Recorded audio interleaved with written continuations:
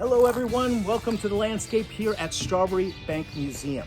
I'm in the Sherburne Garden today, very exciting to be in this location. The Sherburne Garden, dating all the way back to 1695, is our most accurate portrayal of a kitchen garden.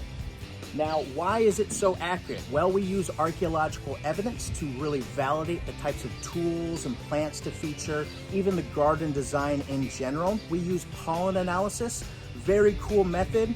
You know, soil samples have kind of fossilized pollen particles within it. You know, these little particles are almost like snowflakes, particular to certain species of plants. And accurately looking at these particles underneath the microscope allows us to closely validate the specimens currently in the garden to reflect what's really accurate of a 1695 garden. Other particles, macro particles larger than pollen particles, also allow us to accurately portray the garden today. And that includes sherds and shards reflecting vessels for water, vessels for food, glassware, certain things like that, really reflect daily life at the time. Now, let's go take a look at a few specimens and we'll see that balance between food and medicine at the time. An old saying was a cook was half a physician, really having that balance between cultivating food and medicine within the colonial landscape. Let's go check it out. Here is sage in the Salvia family. Now sage, as we all know, very common herb to cook with, so lots of culinary traditions, but did you know that sage is also antibacterial, antiseptic? That's right, so traditionally, we're using these types of herbs and spices in stuffing associated with the raw cavity of turkeys during Thanksgiving and other traditions. Maybe you're cooking up game hens or marinating meats. Now traditionally, people notice that the more we use these types of herbs and spices, the less spoiling with meats occur. And that's because of the chemistry. People would even chew on these leaves to sanitize the breath, sanitize the mouth. Really, really delicious, and it just freshens the breath up nicely. Edible flowers as well, so consider that. If you have sage, those flowers come out, they are absolutely delicious. So with sage, you can actually see that balance between culinary use and medicinal aspects. So that antiseptic aspect of sage. So very versatile plant, really easy to cultivate, being that really nice hardy perennial. This is comfrey, or commonly known as knitbone. Now in the colonial period, people were cultivating things for first aid, even beyond a lot of those foodways crops. They were cultivating this really hardy perennial to actually bring tissue back together. And I kid you not, these leaves often kind of ground up to make a poultice, that herbal bandage before we had our modern bandages. These herbs, often mixed up with antiseptic herbs, were put on wounds and cuts, even bruises, for healing properties. This is orris root. Now orris root is in the iris family, very beautiful. You can actually see some color here, almost emerging, so very, very beautiful.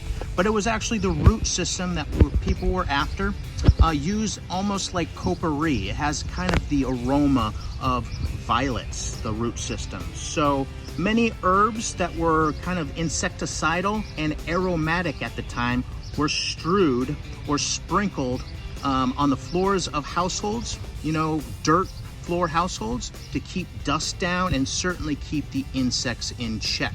So giving you aromatic aspects and certainly insecticidal aspects. So this again is orris root. Very beautiful flower.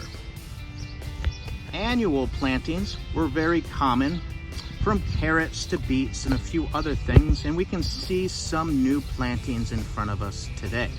Now this is mostly turnip. So greens right here are edible, but certainly we're waiting for that nice turnip root system. Root crops were very important at this time because of cold storage, winter storage. So it was all about accumulating as much food as possible annually and then storing things to survive over the winter. Now, certainly merchant families had access to many resources, but many people running farms here on the seacoast and inland were relying on these types of crops for survival through the winter. Now here's a little bit of wattle fencing. Now this is a very traditional method of creating barriers and borders, and certainly those larger installations of fences and trellising, certainly associated with trellising peas and beans. But traditionally these barriers were, attempting to keep certain pests out. We have a lot of rabbits here, so it does work sometimes, but other times they just hop over. Now within here, we've got some nice herbs. This is thyme in front of us, really nice spicy thyme. So that was often used certainly to flavor things. Now next to the thyme here in the wattle fencing, we've got one of our favorite specimens of the onion family, the LEEK. Now we do a lot of seed collection in here, and the LEEK being a biennial, these are from last year, so this second year we'll see nice flowers and quite a lot of seed production, allowing us to get ready for next season's planting. Really, really nice plant, getting food and certainly a lot of seed to keep those crops going. Now fruit trees were relevant at this time.